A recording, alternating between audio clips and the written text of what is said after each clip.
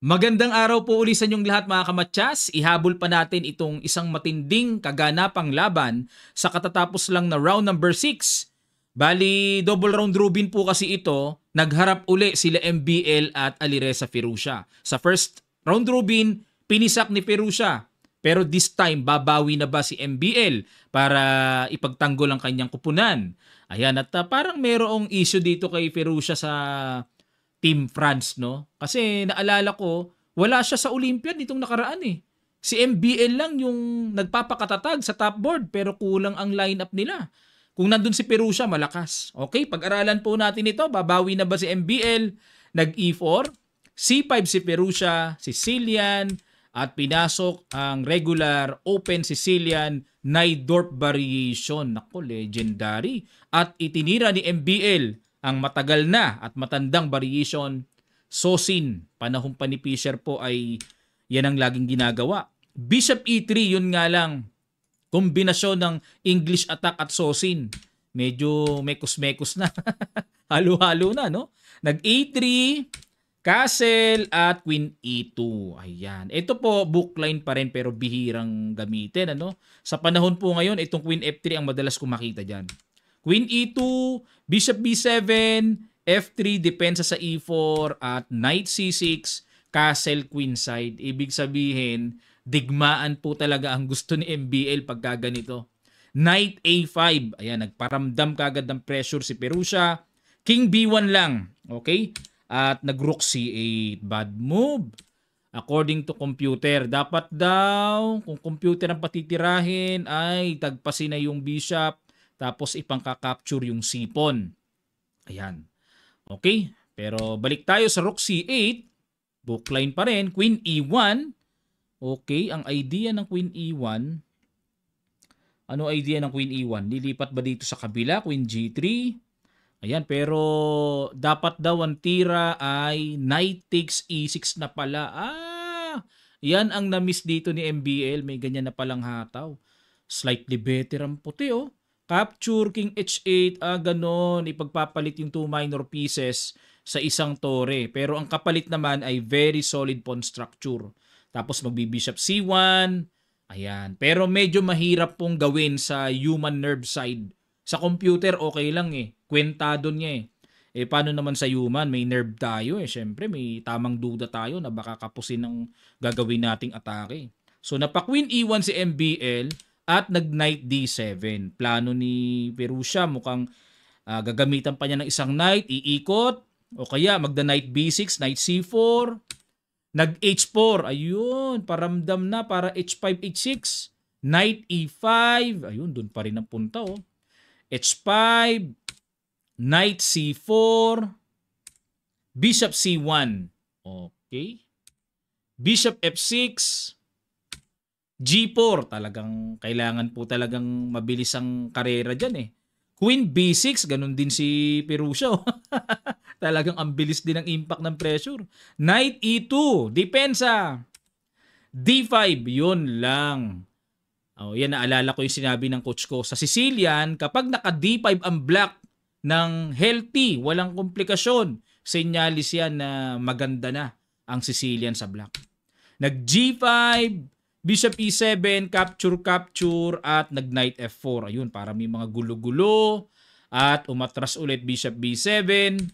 Nag-G6. Grabe, bombahan. Bombahan to the max. Bishop F6. Bad move. Laki ng inangat ng puti sa evaluation bar. Dapat daw po ay H6 lang pala.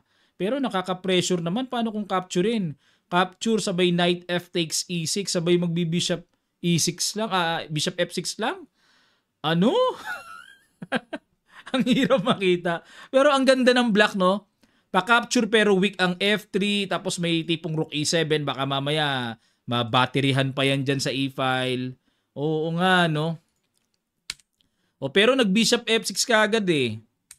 G takes F7, ayun, bad move din. Dapat daw po Knight D takes E6. Grabe talaga ang mundo ng Sicilian, ano? Tapos, halimbawa, kung capturein, saka pa lang mag-H6. Ano? Mapapaano ka talaga. Ang kulit ng ng tiers, oh. Ang correct play ay rook c d8. Naku po. Naku naman. Sabay ganon. Ang gulo-gulo na nga. Ganon lang. Pag kinapture doon, dito lang. Ito na po yung hangganan ng human brain sa computer brain talaga. May brain ba computer? Wala na. Yan na yung hangganan eh. Talagang hindi na kaya ng processor natin yan bilang human.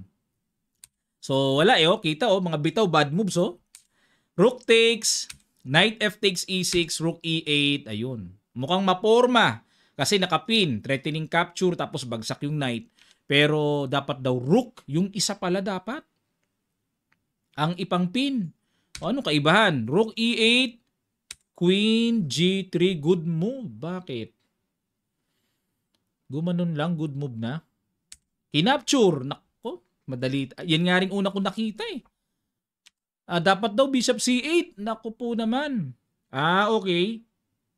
Kasi hindi rin naman makaalis yung knight kasi makukuha ng buong buo yung knight, no? Tapos magna knight g5 na lang dito. Bishop takes d4, capture, tapos bishop a2. Sabay slightly better lang ang black. Napakagulo nito. 'Di ba? Bukas-bukas. Pero kinapture kaagad ni Firouzja. Takes rook he1, good move, yun lang. Ang ganda. Hindi ko nakita tong rook he1. Ang tinitignan ko lang dito mga kamatyas yung mga check doon. Baka mamaya may mga kalikot, no? Grabe itong tempo pala na to. Queen c8 para maproteksyonan yung back rank. And bishop a2. O, bishop a2, saan naman pupunta yan? Baka gaganon mamaya, no? Pag alis ng knight, mga ganong timing, no? Okay. At para maiiwas din kasi kakapturin yung knight eh. So, nag h6. Rook d3. Grabe, no? Sunod-sunod ang bad moves. Itong rook d3, parang feeling ni MBL, kailangan niyang proteksyonan itong f3, no? And at the same time, baka mag-battery rin mamaya. Pero ang accurate ay capturing na yung pawn sa h6. Kaso, ang annoying dito, what if capturing naman yung pawn sa b2 na tipong, syempre, bahay ng king yan eh. Parang mabubutas eh. Sabay f4 lang. Grabe, no? Ito na yung hangganan talaga ng human brain talaga. Masagwa sa mata natin, eh. Kayo tumayo sa puti. Sagwa, eh. Ito naman, wala namang magagawa. May tore naman, di ba? Pero balik tayo. Rook d3, knight c6. Grabe. Napansin nyo po yung, kung hindi bad moves blunder, both sides confused na eh sa position eh. Nagaganap po yung mga bad moves, blunder ratios, pagka confusing na talaga yung position. Parang ang hirap unawain. Kaya wala na, napapabitaw na sila. Pero mahaba pa naman ang oras kung tutusin, no? 7 minutes yan may get, no? Ito yung mga position na complicated talaga eh. Nasa Sicilian talaga eh. Pero ang correct play pala, king h8. Ayun, para iwas na rin sa pana, iwas na rin sa capture doon, ilag na sa pin.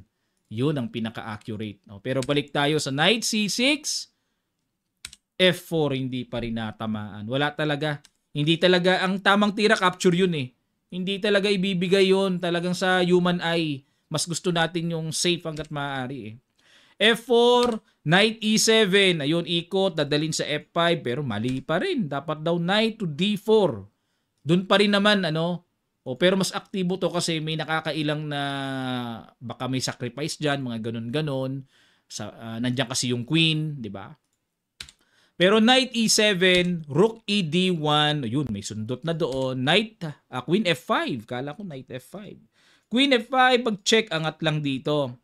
Check, king h7, and nag-rook b8. Grabe. Upside down yung evaluation, baro. Ang saya ng ganitong position. Accurate play is queen to d3. Pero syempre, kaya hindi naman magawa yan. Paano kung sundutin lang ng bishop, di ba? Parang may ganun lang eh. Ay, ka-capture doon. Naku po, oo nga, ang galing. Pag kinapture yung Reyna, di capture, di bawi din. Pag kinapture naman yung bishop, queen takes c4. Tingnan nyo nga naman, oo. May ganun. Pero ginawa, nag-rook b8 si MBL, bishop e4, tiniret ang pawn, nag-bishop b3, binalikan, dinipensahan, and nag-knight c6, atake sa tore, rook e8, and nag-knight d4. What a powerful minor pieces. Grabe, tinan nyo. Look at the minor pieces. Superb in mobility and control. Nag-king a2, ilag sa napakalakas na bulusok ng pin. At dito po, ayun. So sa kabila ng nakaporma ng lahat, ano kaya po ang magandang tira ng black na nakita ni Firouzja? Good move. Sa ilang sandali lang, tutuloy kagad natin. Start.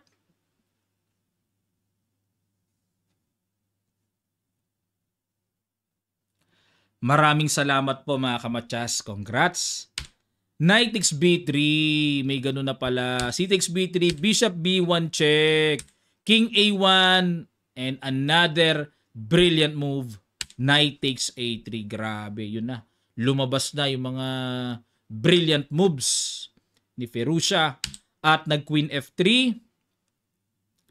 b4. Ayan. Pako lang sa knight para may tatakbuhan din at the same time. At nako, may nakikita ako nakakatakot dito sa b4. Ito, yung queen a5. Hala, grabe kalakas. Nag-rook dito. Kailangan pa ba mag queen a5? Parang hindi na no? Ay, oo. Knight c2, check na lang. Kinapture na yung knight. Bakit? Kasi kung bishop ang kakapturein, babalik po uli. Dalawa ang magbibigay ng check. Mapaking a1, mapaking a2, may queen b1, matchas. Yun na rin ang kagandahan pala ng b4 para supported yung knight. Balik tayo, kinapture and bishop takes c2, but the problem is the coming very strong queen a5, mamamatchas si MBL. Grabe, galing.